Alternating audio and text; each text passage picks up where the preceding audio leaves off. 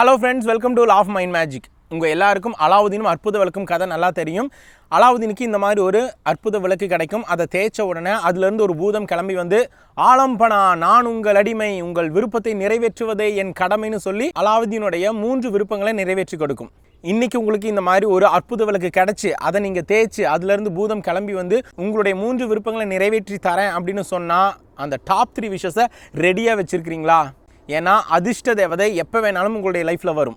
அது இஷ்டத்துக்கு வர்றதுனால தான் அதுக்கு பேரே அதிர்ஷ்டம்னு ஒரு சிலர் சொல்லுவாங்க. நம்ம எல்லார்கிட்டையும் இந்த மாதிரி ஒரு அற்புத விளக்கு ஆழ்மனம்ங்கிற பெயரில் மறைஞ்சு இருக்குது. கதையில் வர்ற விளக்குக்கும் ஆழ்மனம்ங்கிற அந்த அற்புத விளக்குக்கும் ஒரே ஒரு வித்தியாசம் தான். கதையில் வர்ற விளக்கை தேய்ச்ச உடனே பூதம் வந்து விருப்பங்களை நிறைவேற்றி கொடுக்கும். ஆனால் ஆழ்மனம்ங்கிற அந்த விளக்கை நம்ம விருப்பங்கள் நிறைவேற வரைக்கும் தேய்ச்சிக்கிட்டே இருக்கணும், ஏதோ ஒரு மேனிஃபெஸ்டேஷன் டெக்னிக் மூலமாக.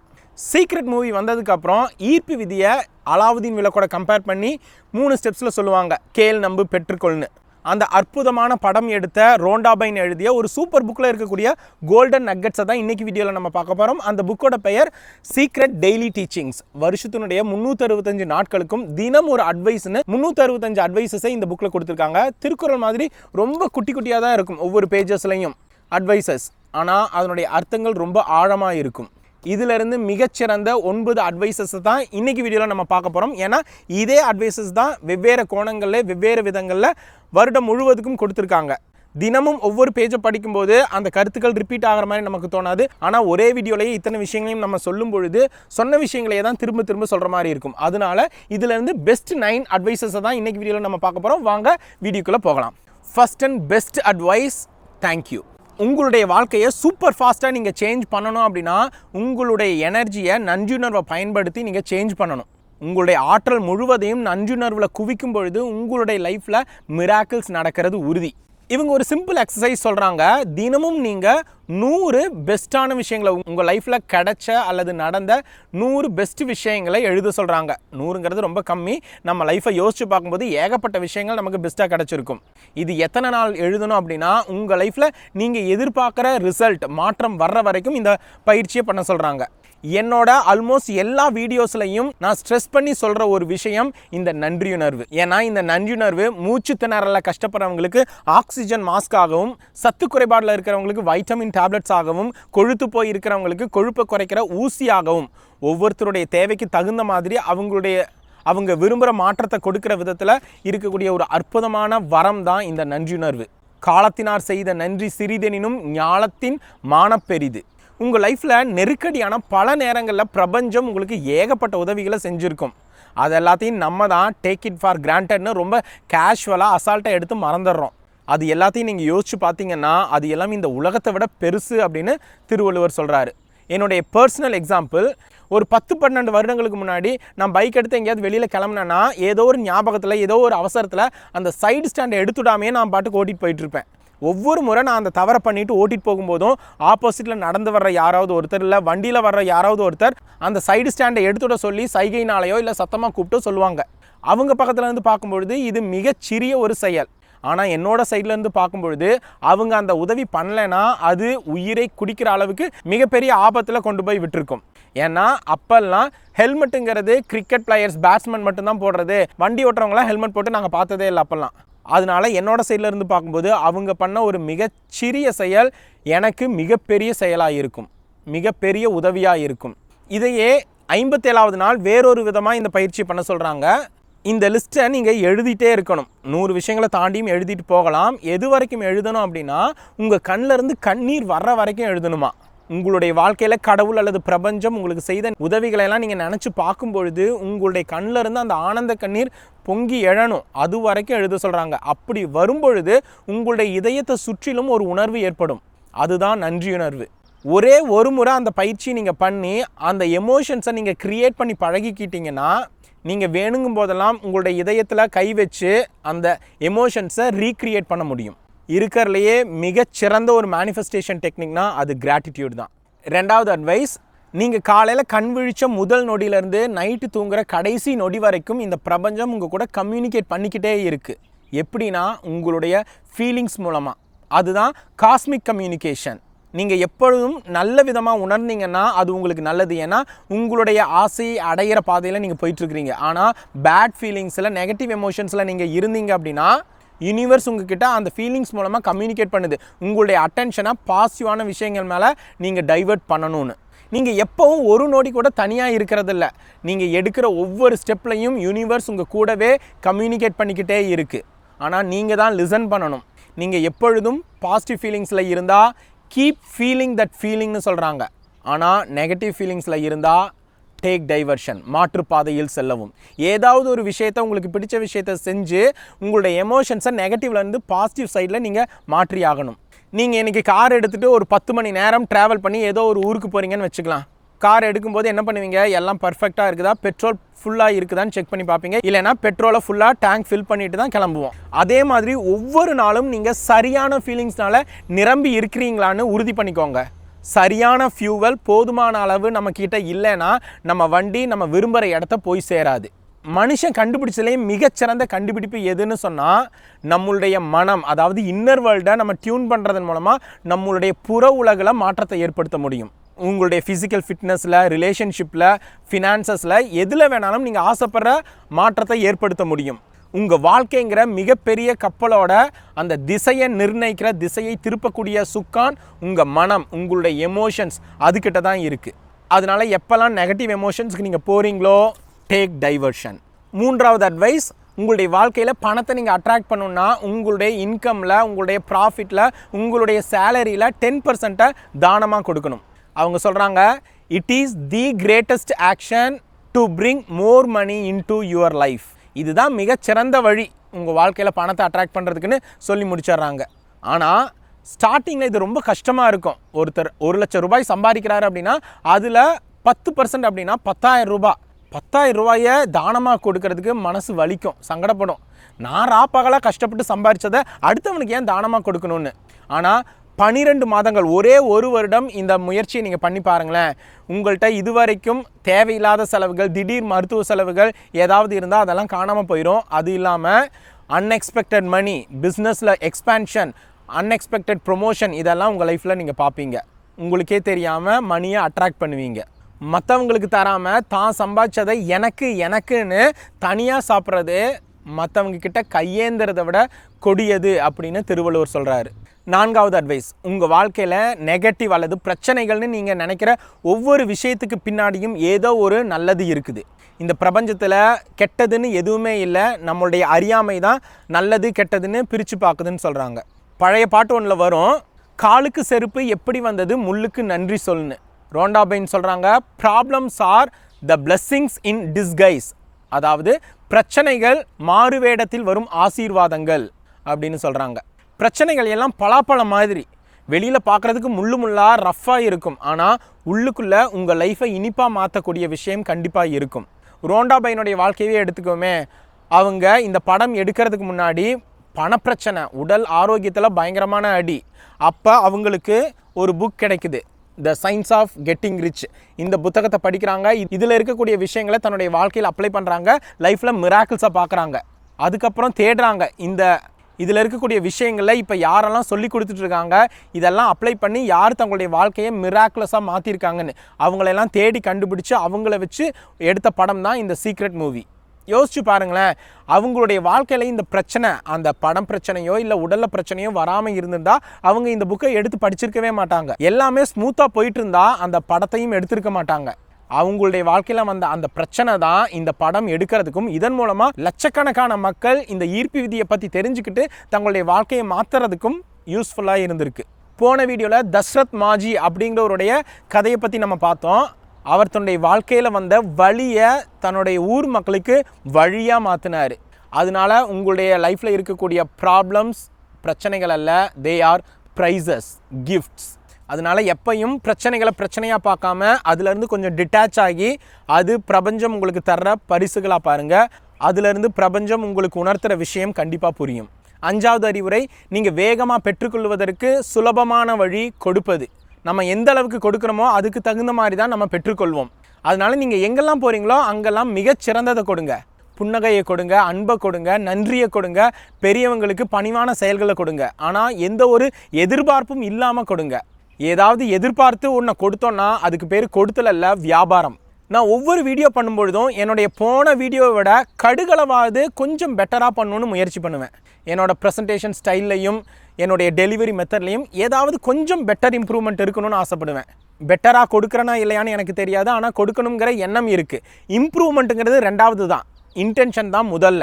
நீங்கள் எப்போ நீங்கள் சிறந்ததை கொடுக்கணும்னு முடிவு பண்ணுறீங்களோ அப்போ தான் பிரபஞ்சம் உங்களுக்கு சிறந்த விஷயங்களை கொடுக்க ஆரம்பிக்கும். நம்மளுடைய ஃபேவரட் ஹீரோஸ் பெஸ்ட்டு மூவிஸை கொடுக்கணும்னு ஆசைப்பட்றோம். நம்மளுடைய ஃபேவரட் கிரிக்கெட்டர்ஸ் பெஸ்ட்டாக விளையாடி நிறையா ரன் ஸ்கோர் பண்ணணும்னு ஆசைப்பட்றோம். நாட்டை ஆள்றவங்க பெஸ்ட்டு திட்டங்களை மக்களுக்கு கொடுக்கணும்னு ஆசைப்பட்றோம். இப்படி மற்றவங்க கிட்டையெல்லாம் பெஸ்ட்டை எதிர்பார்க்குற நம்ம என்னைக்காவது நம்ம பெஸ்ட்டை கொடுக்கணும் அப்படின்னு ஆசைப்பட்றோமா?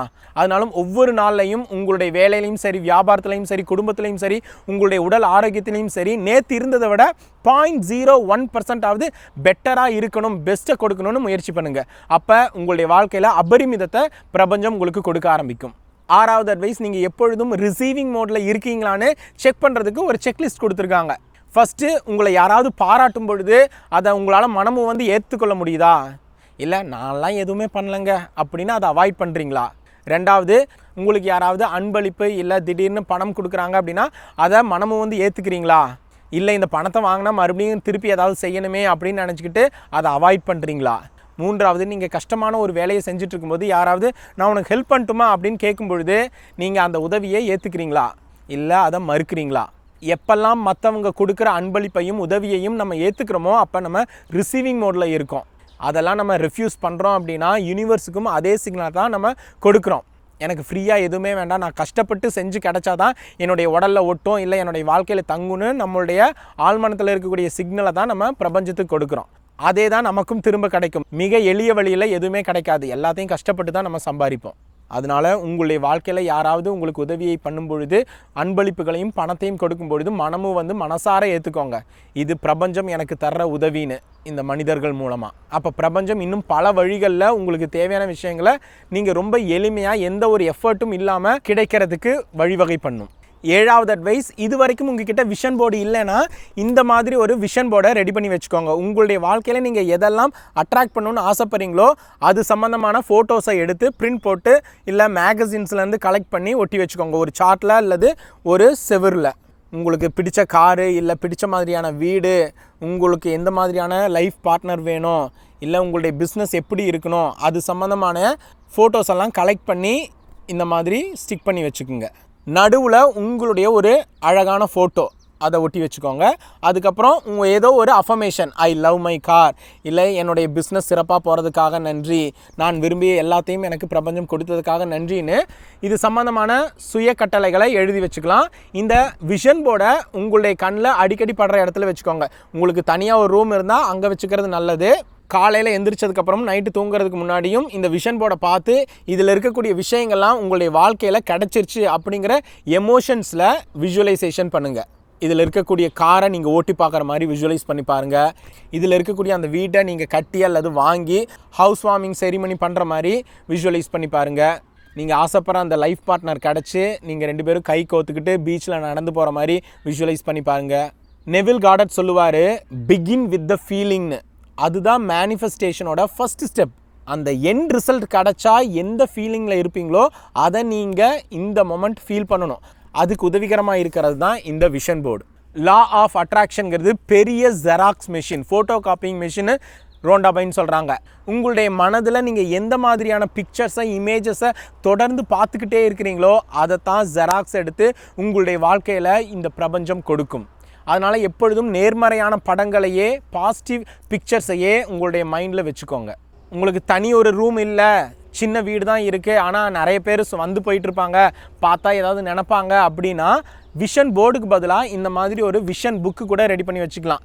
இதில் உங்களுக்கு பிடிச்ச மாதிரியான பிக்சர்ஸை ஒட்டி வச்சுக்கிட்டு நீங்கள் தனியாக இருக்கிற சமயத்தில் இதில் இருக்கக்கூடிய அந்த பிக்சர்ஸை எடுத்து பார்த்து விஷுவலைஸ் பண்ணி பார்த்துக்கலாம். விஷன் போர்டை நீங்கள் பயன்படுத்தலாம், இல்லை விஷன் புக்கை நீங்கள் யூஸ் பண்ணலாம். இதை யூஸ் பண்ணுறதுல இன்னொரு அட்வான்டேஜ், நீங்கள் ட்ராவல் பண்ணும்போதெல்லாம் இதை எடுத்து உங்கள் கூடவே எடுத்துகிட்டு போய்க்கலாம். நேரம் கிடைக்கும் போதெல்லாம் இதில் இருக்கக்கூடிய படங்களை பார்த்து விஷுவலைஸ் பண்ணி பார்க்கலாம். இந்த விஷன் போர்டு விஷன் புக்குக்கு பதிலாக நீங்கள் ஆப்ஸை யூஸ் பண்ணியும் ஒரு ஷார்ட் ட்ரெய்லர் மாதிரி ஒரு சின்ன வீடியோவை ரெடி பண்ணி வச்சுக்கலாம். உங்களுக்கு பிடிச்ச மாதிரியான காரோடைய வீடியோ ஒரு 10 செகண்ட்ஸு, உங்களுக்கு பிடிச்ச வீட்டோட எக்ஸ்டர்னல் அண்ட் இன்டீரியர் வீடியோஸு ஒரு 10 செகண்ட்ஸ், இந்த மாதிரி உங்களுக்கு பிடிச்ச விஷயங்களோடைய ஷார்ட் வீடியோஸை அந்த ஆப்ஸில் போட்டு பேக்ரவுண்டில் ஒரு மைல்டு மியூசிக்கை ஆட் பண்ணி ஒரு சின்ன ட்ரெய்லர், உங்கள் லைஃபோடைய சின்ன ட்ரெய்லரை ரெடி பண்ணி வச்சுக்கிட்டு நேரம் கிடைக்கும் போதெல்லாம் அந்த 20 அல்லது 30 செகண்ட்ஸ் வீடியோவை பார்த்து நீங்கள் விஷுவலைஸ் பண்ணி பார்க்கலாம். 8வது அட்வைஸ், நீங்கள் கஷ்டப்படுற மனிதர்களுக்கு ஒரு இன்ஸ்பைரிங் பர்சனாக இருக்கணும்.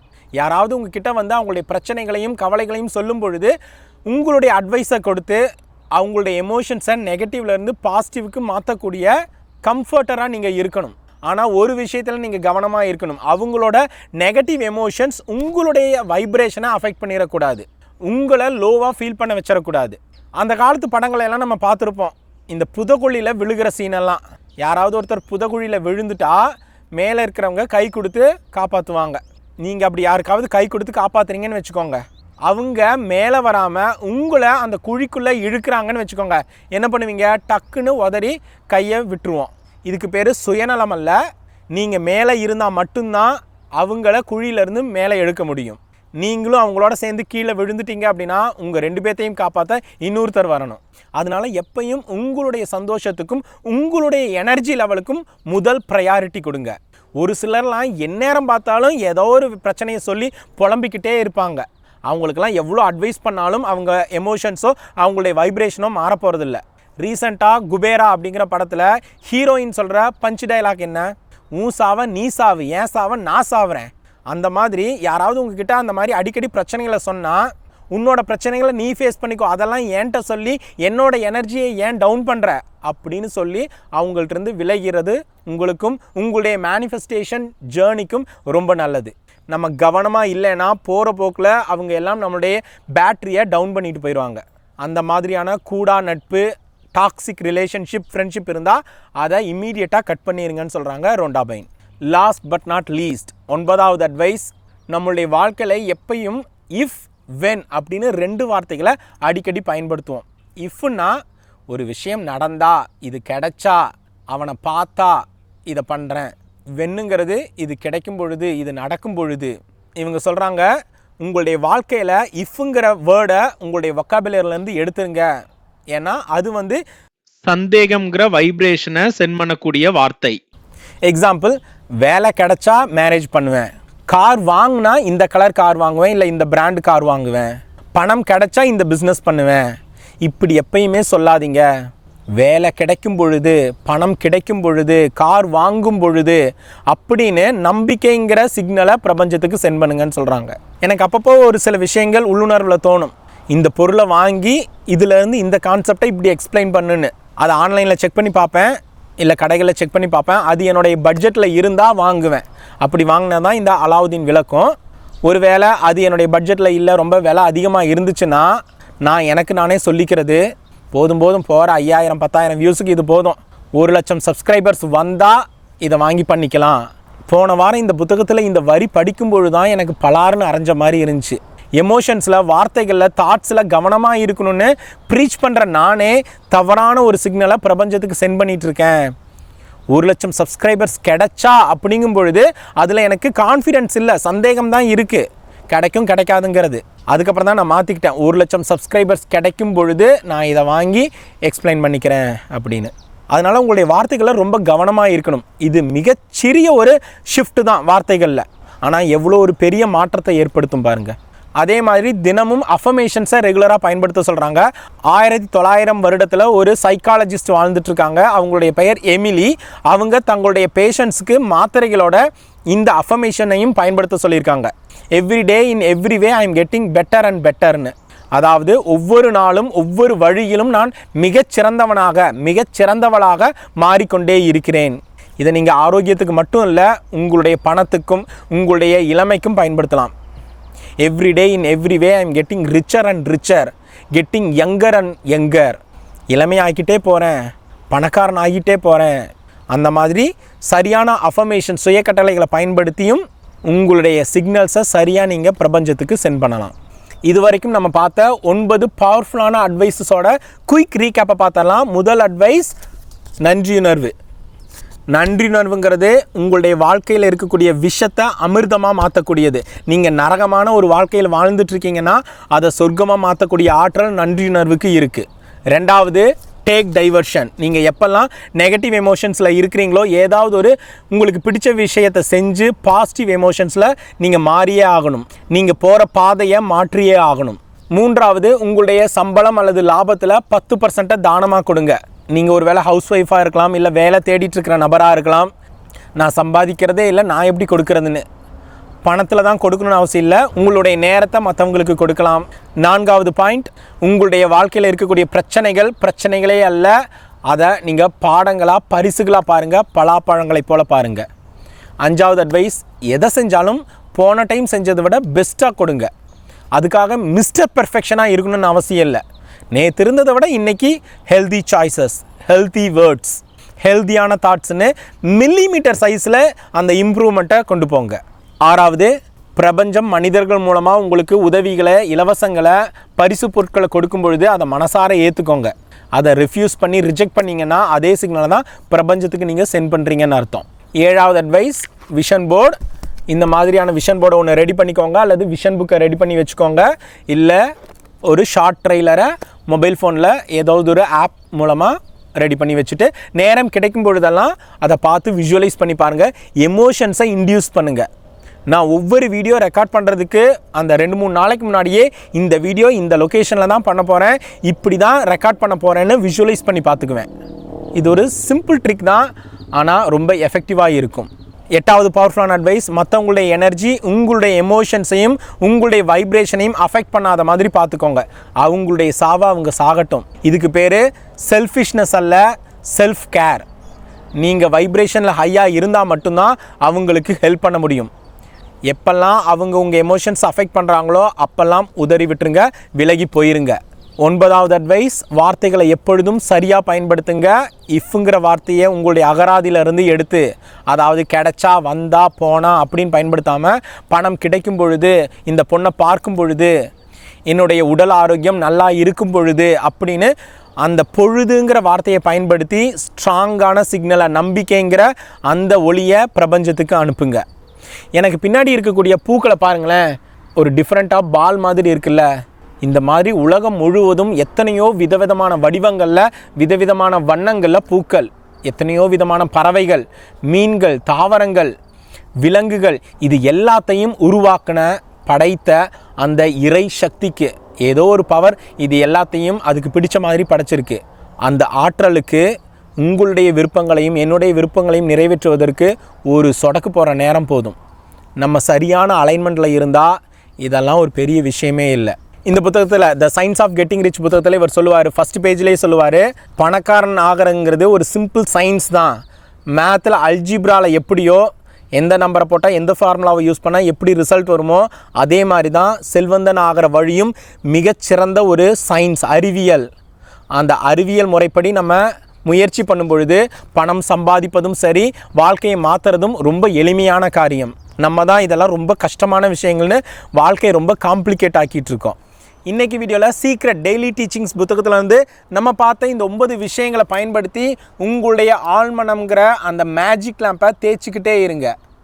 நீங்கள் ஆசைப்படுற விஷயத்தை கண்டிப்பாக ஒரு நாள் இந்த பிரபஞ்சம் உங்களுடைய வாழ்க்கையில் உண்மையாக்கி கொடுக்கும். ஒன்றே ஒன்று தான் தேவை, நம்பிக்கையோட இந்த பயிற்சிகள் எல்லாத்தையும் நம்ம பண்ணணும். இந்த வீடியோ உங்களுக்கு யூஸ்ஃபுல்லாக இருந்தால் இந்த வீடியோக்கு லைக்கார், கமெண்ட்டார், ஷேர் பண்ணுங்கள். இது போன்ற ஈர்ப்பு விதி பற்றிய பதிவுகளுக்கு லா ஆஃப் மைண்ட் மேஜிக் சேனலை சப்ஸ்கிரைப் பண்ணுங்கள். இன்னொரு அமேசிங் கான்செப்ட் அல்லது புத்தகத்தோடு உங்களை சந்திக்கிறேன். அது வரைக்கும் be healthy, be wealthy. I am your spiritual friend Praveen. Thank you.